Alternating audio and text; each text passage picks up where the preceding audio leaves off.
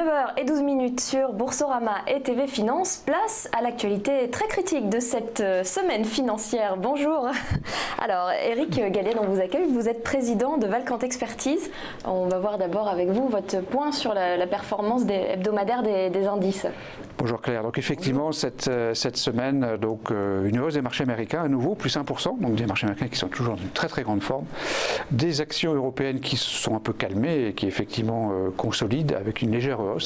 Et donc un euro qui continue à légèrement performer avec une hausse de 0,3%. Donc une semaine toujours positive ou légèrement positive.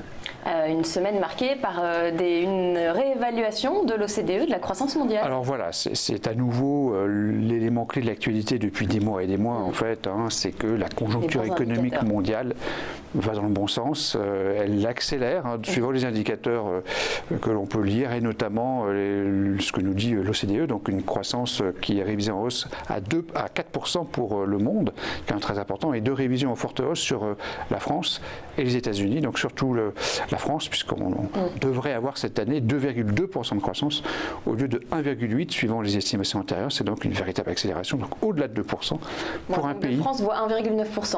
La Banque de France a annoncé aujourd'hui ou hier 1,9% effectivement, mais ça reste 2%, donc 2%, c'est un chiffre qui est déjà assez largement supérieur à notre croissance potentielle, comme disent les économistes. Alors on se demande ce que c'est, puisqu'effectivement on est capable de croître à plus de 2% sans a priori avoir aucun problème. Alors évidemment, cette semaine, une fois de plus, l'actualité marquée par les tweets de Donald Trump et le grand ménage à la Maison Blanche. Alors à nouveau, c'est une semaine Trump en quelque sorte, effectivement avec la volatilité en quelque sorte ou l'instabilité chronique donc des collaborateurs proches de M. Trump.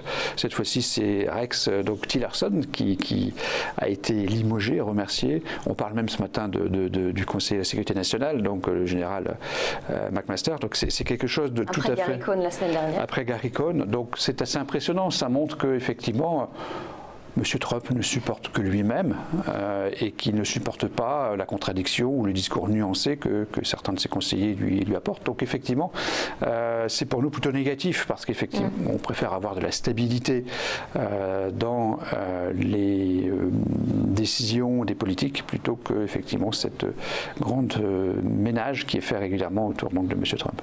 Bon alors une annonce positive sur un autre grand dirigeant qui pouvait inquiéter, qu'on a vu déjà au JO faire une candidature commune avec la Corée du Sud, la Corée du Nord qui se dit prête à rencontrer les États-Unis. C'est bien sûr la grande surprise de la semaine, en début de cette semaine, donc la rencontre programmée entre Little Rocketman, comme l'appelle M. Trump, et le président des États-Unis.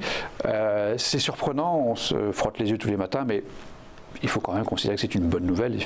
On avait depuis quelques mois un risque nucléaire, en quelque sorte, qui avait un petit peu affecté... de Donald Trump, rappelez-lui que j'ai un bouton plus gros que le sien. Voilà, qui avait un peu affecté, je dirais, la situation géopolitique avec ce risque nucléaire. Donc c'est plutôt une bonne nouvelle, bien sûr, pour le scénario de marché. Alors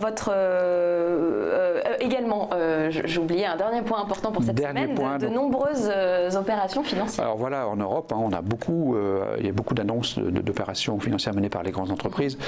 La plus importante d'entre elles, c'est le deal entre RWE et E.ON, d'échange donc d'actifs dans les domaines énergétiques. Il y en a beaucoup d'autres, comme effectivement Prudential qui annonce donc, une scission de ses activités. Donc tout ceci anime le marché et c'est positif, bien sûr, pour les entreprises et pour les marchés financiers d'une façon générale.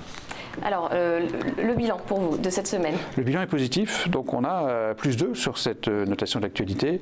Un seul point négatif, c'est la valse des conseillers et des secrétaires d'État autour de M. Trump ou des collaborateurs directs de M. Trump. Et 3 points positifs, donc effectivement la détente en Corée du Nord qui est plutôt favorable, la croissance toujours aussi forte et relevée en hausse par l'OCDE, et donc la boulimie d'opérations financières annoncées par les entreprises européennes qui bien sûr favorisent la hausse des cours.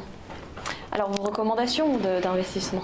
Alors nous sommes aujourd'hui juste entre la neutralité et la surpondération en action, en fonction donc des mouvements de marché. Donc effectivement, en dessous de 5200 points, nous sommes à l'achat.